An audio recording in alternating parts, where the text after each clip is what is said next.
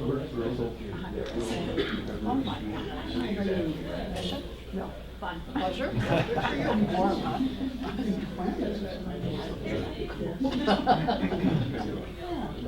Oh, must be that kind of day. There were two. And not you.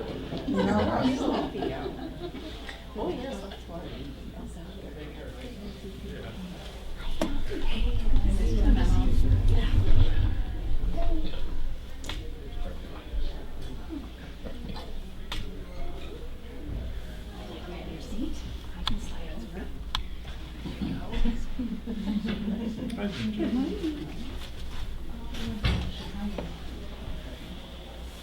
All set? Okay. All right. Good morning, everybody. Thanks for joining us.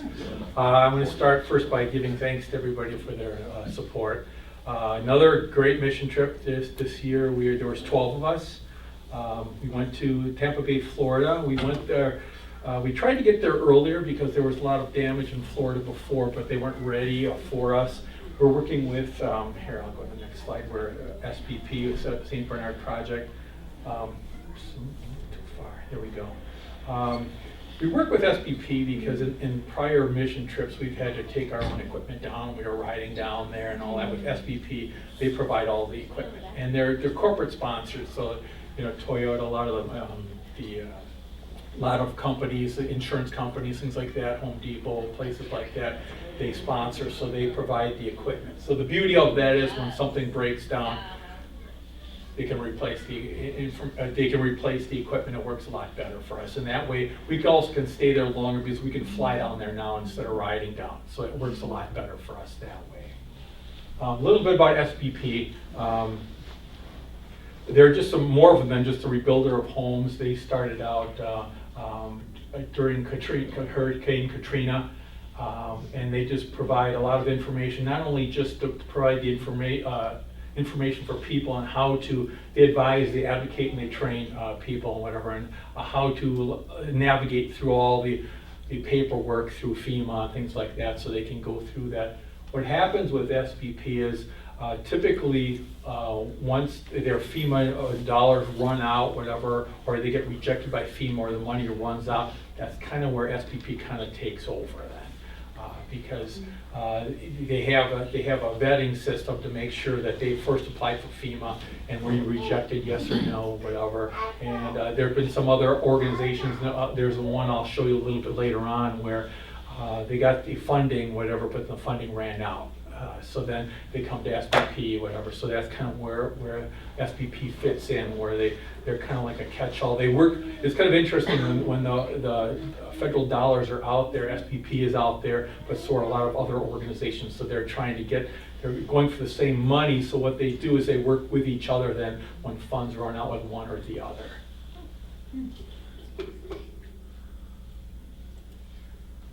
This is the first house we work on. This is Gray's. You can't read that, but I'll just read it. This is the bio that SBP gives us before we go on every trip, so we know a little bit about the person and the situation they're in. So I'll just read this to you. Mrs. Gray has deep roots in the Clearwater community. We are in Tampa Bay area. That's the area that was really affected, where she's worked and raised her family for years. When Hurricane Milton damaged her roof and caused leaks throughout her home, she got straight to work on a long path to recovery.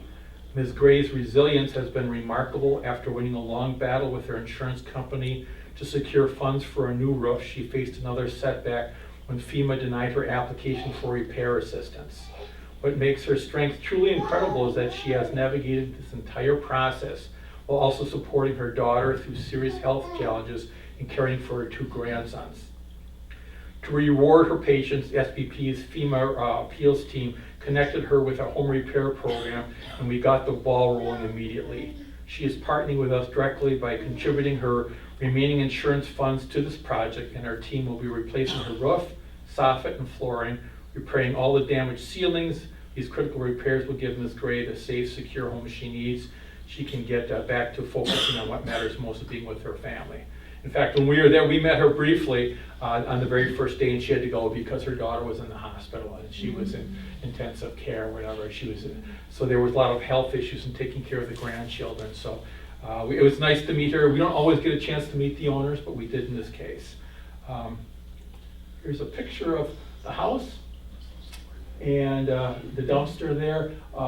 Most of our work was on the outside. There was some work on the inside that was still going to be done after we left, but there was a fence in the backyard, and the water came in and just knocked it down. And on the other side of the alley is a shopping center. So again, a lot of people were coming through, whatever, walking through her yard and things like that. So the big thing that we were working on was the fence. And this basically, if you see there, they've got this Gray's house, the address with the schedule of work, second coat of exterior paint, finish fence, stain, install new fence, and install a gate. So that was the work that we did. Actually, we finished within 2 days, which was pretty amazing. And we are then we're doing a little sign up there. There's the fence. It was basically all 3 sides of the fence, and it was really hot out that day, so we stayed in the shade whenever possible. So whenever the day changed, whatever, okay, then we went on the other side because there was a lot of fence that needed to be stained. The umbrellas were really nice, helping us with the heat because there wasn't a lot of shade there. Just another look at everybody. And so yeah, the fence on the side, basically mostly all 3 sides were just staining. And then we also, it was interesting because I've done post hole diggers before, but it's all sand. So it was really easy, but it just kept going down and down. It was all sand, so it actually was pretty easy getting that in. So we had to do a little bit of that too. And just some more of the fence. That was that whole thing we had to put in ourselves. We had to do the postal digging and putting the post and get that set in. And then there was the painters on the house, whatever. Dad and Peggy were working on the trip. This was the second job. I'm glad they were doing that because they do have steady hands. Me, I can't do that stuff. Painting between the bricks. Yeah.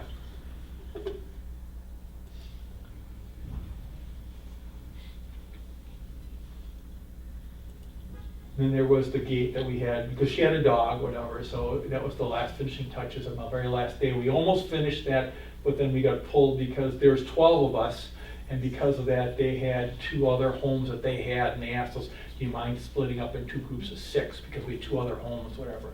So we had to just install that, didn't finish putting the slats, and then we went to the next home. The next home, I was not at, but the other group is, I'll read you a little about it. Called the Bokia family. It gives you, again, a background information on where they came from. For 16 years, the Bokia family had been in the center of their world, a bustling, happily place for Natalie and Ernest and their 5 children.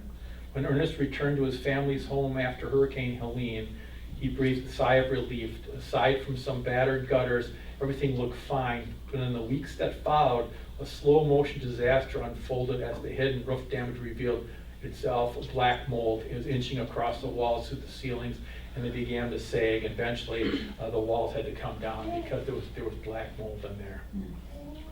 The storm did more than just damage their roof and walls. It physically split their family apart.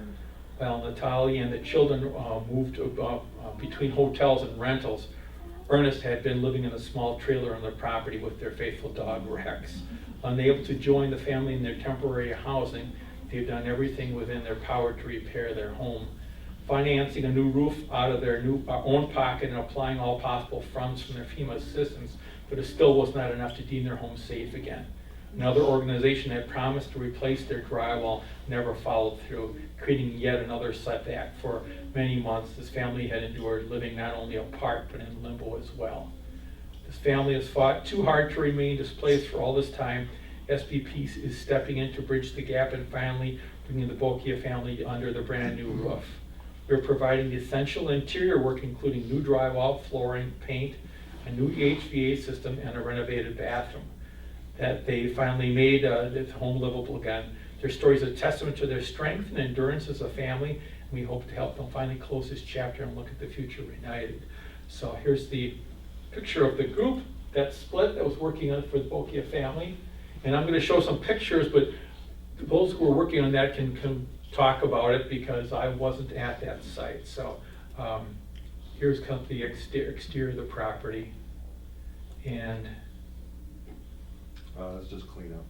a lot of cleanup there. Yeah, Paint. so most of the housing for this particular one was actually basically painting. A lot of that other stuff was done. Luckily, from what we've heard too, the actually main reason why their house didn't need a lot of work, like Al said, was from the storm. But in fact, it was actually a lightning strike, supposedly, that we found out was actually the main reason why it started to leak. That was the main reason. But this is just cleanup, so there's not much here. Guess we're in the cleanup stage prior to. We clean up before we work, actually. So this was one of the girls' homes in prepping for painting. I believe this one was going to be changed to teal. So there were, I don't know if the two daughters shared the room. It wasn't really Isn't quite that the living clear. room? No, this was one of the younger girls' bedrooms. This was the boys' room. The interesting thing about this room was the fact is that he wanted it black. Now, the interesting thing is we thought the walls were supposed to be black, so they only bought 2 gallons of paint. Well, as they're painting it and almost running out of paint, we find out that he wanted the ceiling black as well. So unfortunately, we couldn't get all of that done in one day because we ran out of paint. But guess they did some sweeping of the ceiling. So clean it off first with the paint sticks. Yeah. And can I chime in on this? Yeah, Because of at course. first it was kind of almost like amazing to be painting a room like this, like slate, that felt black in practice. Even though I might add, trying to figure out when you have wet, dark paint, it's impossible to figure out where it's too thin. So practically, it's a difficult paint job.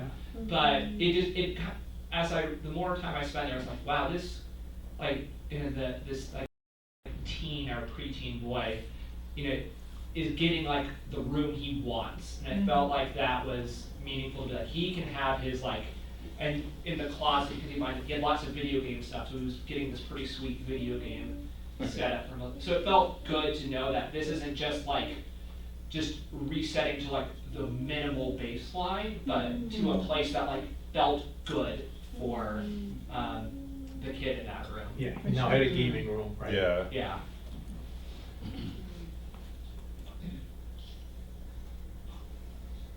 This is just more prep. And that's one of the volunteers we worked with too, right? Yeah. Yeah.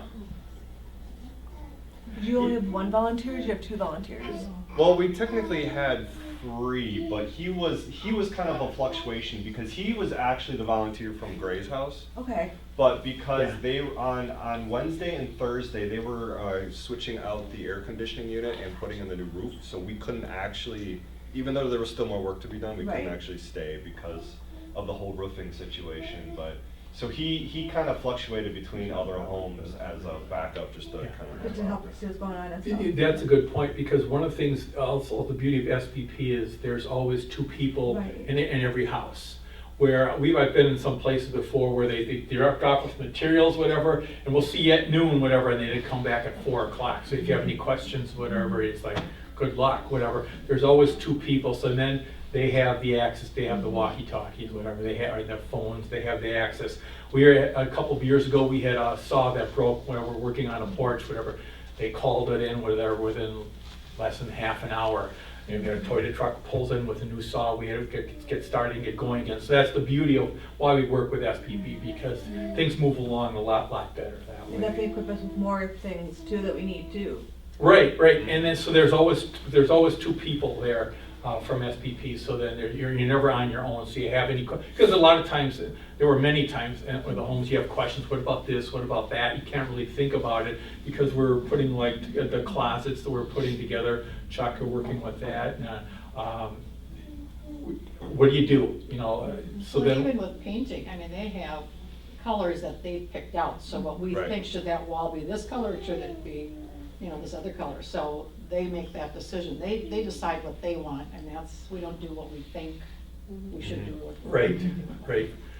There's some discussions on how to get things right, and we can probably talk about that a little bit later. Just some more pictures, a lot of painting. Yeah, it's Washing. literally all we really did was painting.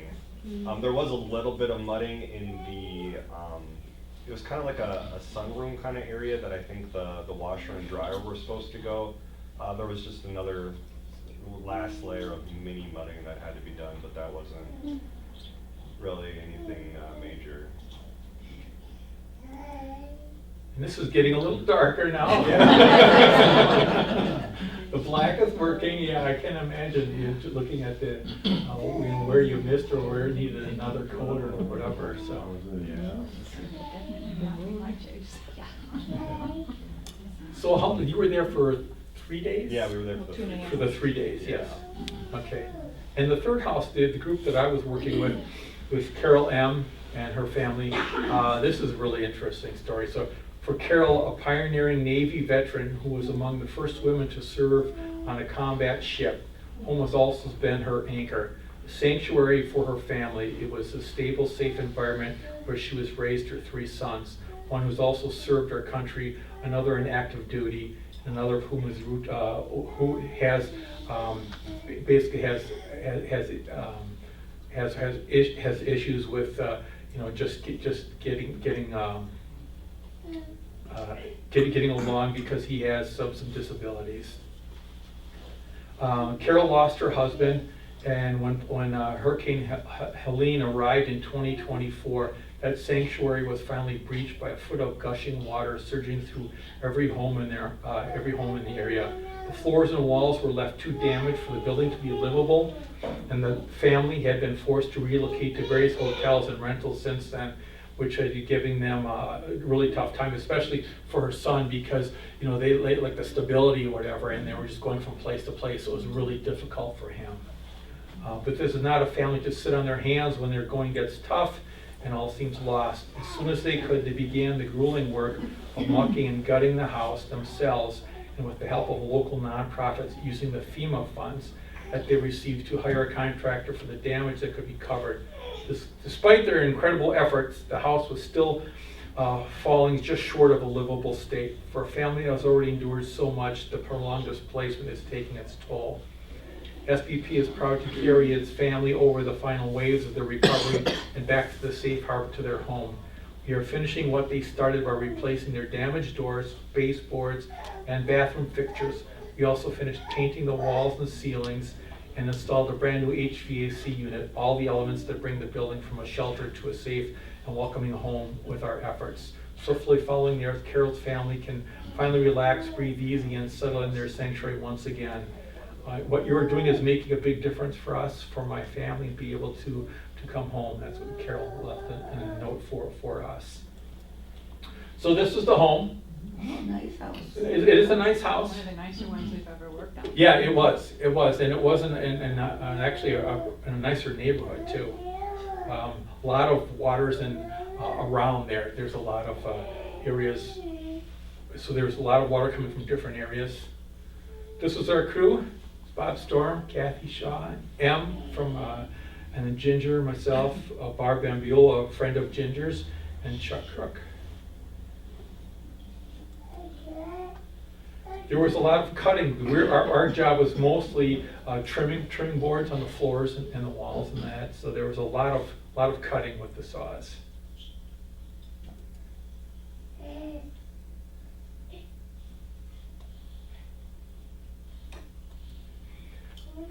Just give you an idea, the water was, you can see a little bit of rusting here, but the water was basically up to there. So the area went down there, so it was all covered with water. So the tiles were saved, but everything else had to be replaced. So when we were there, fortunately, we were on the last stages. We were doing the finishing touches of that house. See, a lot of the drywall is up. The new flooring was in. So we're having a discussion, you know, like the trim on the floor here, you know, that's the wood we had to put in, so we're discussing how to arrange it because the wood wasn't long enough to fit all the way, but it's like, okay, where's the bed gonna be? Because you wanna have the seams where the bed is probably gonna be, so you see less of the seams. So kind of part of the discussion we had and how to get things finished off there. More discussion. More discussions, and even more discussions. In the closet, that was really interesting because Barb and Bob were working on the closets because they weren't quite fitting right, whatever. So actually we went to, I was at the Home Depot or Menards, whatever, for some extra wood just to get it to look a little bit nicer. So it's more of a finished look to it. But I was just trying to figure out the best way to do it. More discussion. Lots of discussion. Lot of discussion, how to make it look best, But whatever. it looked really good when we finished. It did really look good. And then like the finishing touches, Chuck was working with Chuck on that and just trying to getting the finishing touches in there because in there was the washer and the dryer and all that, just trying to get everything to work properly.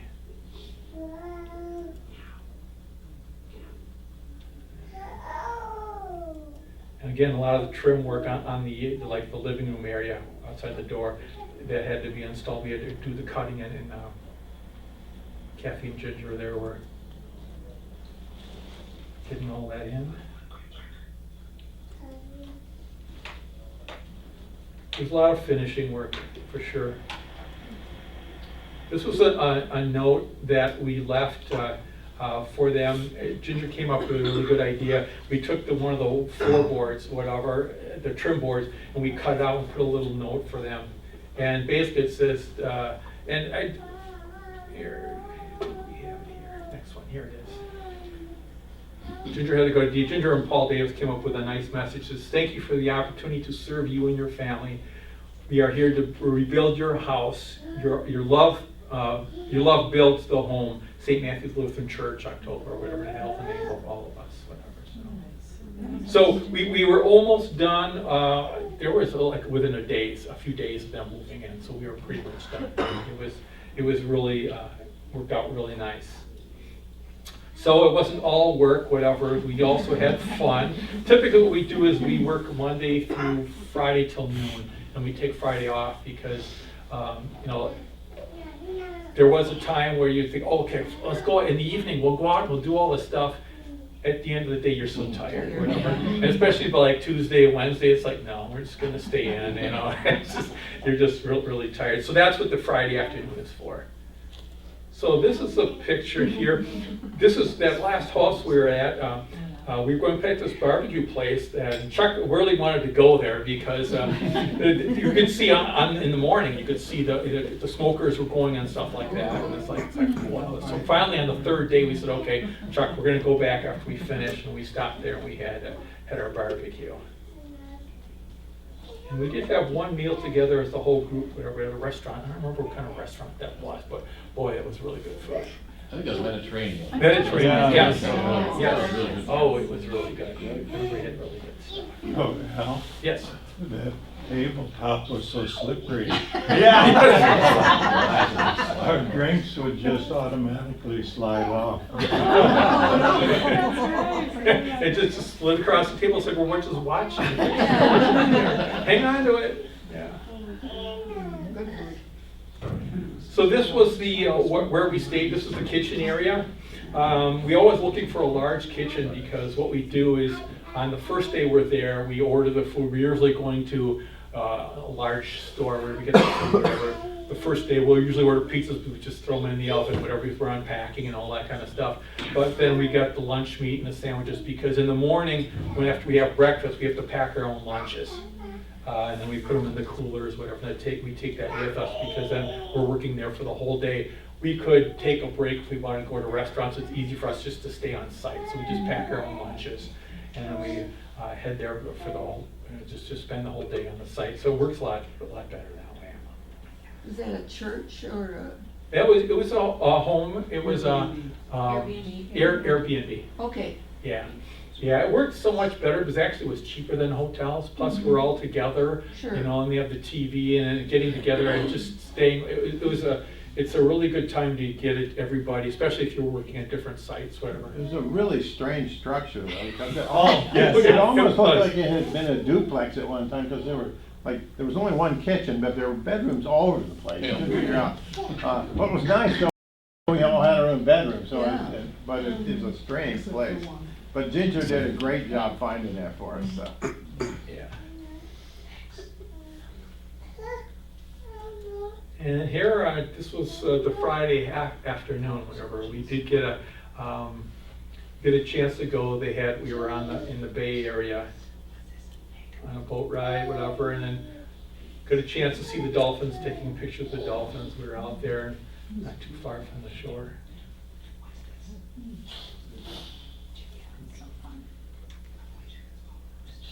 Who took those pictures? Good camera work. Thank you. And we did get the sunset, beautiful sunset at the end of the Friday. The weather was really, really nice. And that was it.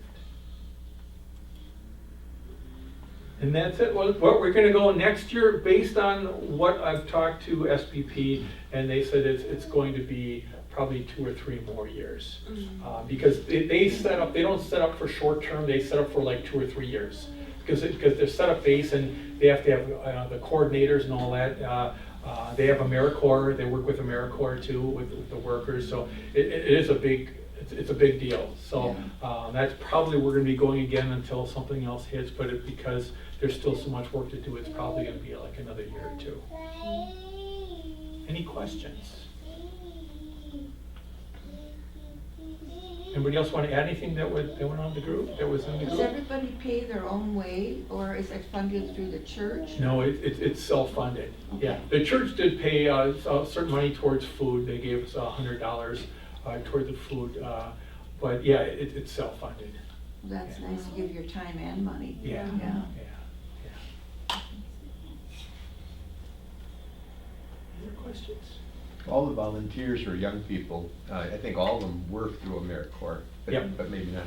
But it's fun to work with them because they're young. So what are you trying to say? Well, they're younger than Dan. right? Yeah, right, right. Yeah. I believe he just said you're fun to work with. Yeah. Well, That's what I heard. No, it truly is, with the 12 of us, it was really great because just the gatherings and just, the meals together in the house, whatever, and watching TV or the movies or whatever, just hanging out. There was a pool there, and they had a grill there, whatever, we did grill out, whatever, but it was a nice chance just to get to meet everybody and get to know each other a lot better than just, people you see at church. So it was a fun time. We were all tired at the end of the week for sure, but it was a lot of fun. But you made the reference to a pool. It's not a pool, but it was a nice pool, but the water in there did not look welcoming. No, we did not swim. If you wanted to put your feet in there, probably would be the furthest you want to go. But there was a grill there, so there was that opportunity. But it was a good time. So I'm sure we'll probably continue doing this because you can see with SPP, whatever, there's a lot of people that they run out of FEMA funds, they run out of the insurance money, whatever, and they have nowhere else to go.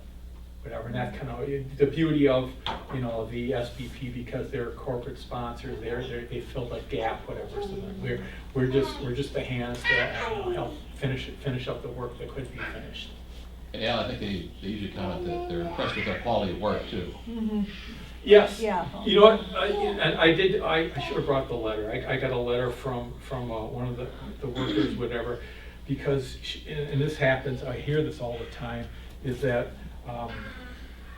people are there, and I've heard this 2 or 3 times.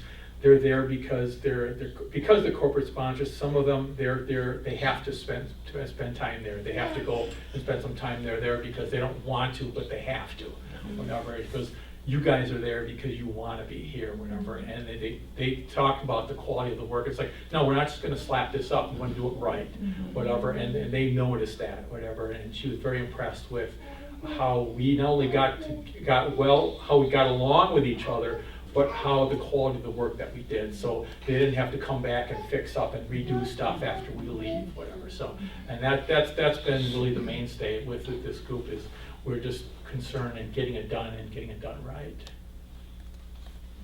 Yeah, so two comments. My previous exposure to like hurricane relief has been going to New Orleans. Both like when I was myself as a high schooler, went after Katrina, and then also went with our high schoolers, summer 24, and like Helene looked like the result on the ground in Tampa felt very different than Katrina, because whereas like Katrina, it felt like the levee broke and it just basically was this like massive flood that washed away neighborhoods. This was like the damage felt much more subtle, and that you'd be in what otherwise looked like a pretty normal neighborhood. There was just a house or two in it that just got, that got just basically unlucky, for lack of a better term, in a neighborhood for whatever reason, whether that's where lightning struck, like for the Boschas, or just who knows what would happen. So it felt much more like you could be in an area where you would be really struggling, but your neighbors would be seemingly okay. So that was a difference I noticed. And I just also want to just echo just the value of just having a chance to be in community and both participating and watching a really wonderful group of people just get closer as friends, and I think that was a really beautiful thing to see. So I just wanted to chime those two thoughts. And it's nice to meet the people. In fact, back in 2022, we were in Houston, and we worked on, Verna Gilbert was one of our houses. She was 86, 87. I got a call from her last week, just following up, whatever, just every once in a while, Easter, Christmas, whatever. I get phone calls from her, how are things going with her? She's got to be like 89, I think, 89, 89. She was 89 when we were there. Yeah, could have been. So that is the beauty of it, is making those connections. Some of those connections are still there, whatever. I think the other thing that I find really amazing is you'll meet these people and you hear their story, like, this is great. Her life is, I don't know how she does it. She's a survivor, and she's out doing for everybody else. Well, then we notice, and I think you noticed or approached her, this extension cord. Yes. Now, this lady can hardly pay the bills that she has to survive and keep her home. But then there's this extension cord coming from her house, going over to the neighbor. And Running all the I air could conditioner do- for the next door, house next door. for next door, because their electricity was shut off and they needed air conditioning. So after the storm, she said, this is what you do. The people across the street, I didn't have power, so they had extension cords coming from their house where they had power to bring it over to Mrs. Gray. So they just do for each other, no matter what their situation is. And I mean, and some of these are just hanging on by a thread. But it's amazing, and you just think about, you don't worry about things like that. Yeah. Well, it was interesting with her because she came up to me at one point in time, the second day we were there, and she said, I heard from SPP that your pastor is here. I said, yeah, he's pastor here. She goes, where is he? I want to talk to him, whatever. So and Pastor Kevin says, okay, who ratted me out? So she was really appreciative of that actually a pastor would actually come in addition with the rest of us and do the work. So yeah, it's very, very rewarding. Yeah. This is just awesome, what has happened with all of you. Is there any group like you are that helps in West Dallas? I mean, we have people after the flood last year. The people who were without their homes or their homes just got ruined. That's a good question. I don't know. And that FEMA decided not to fund them. Yeah. So for us, we it's like where do you start? Because the beauty of what SBP does is they're doing the vetting, so they know the ones that are like these stories here, whatever, they ran out of funds, they didn't have. Some people have insurance, some people can afford it, some of them can't. And the beauty of that, so here I don't really know what the answer to that is. Because we don't really have a local, like an SPP. They go basically where there's mass damages, like a hurricane, Helene, whatever, and Katrina, things like that, because they're there for the long term. They're there for 2 to 3 years, because they know it's gonna be a long-term thing, and because they have the corporate sponsorship, which really helps a lot. It makes things much more That's efficient. awesome. Yeah, yeah. So, someone else have a question?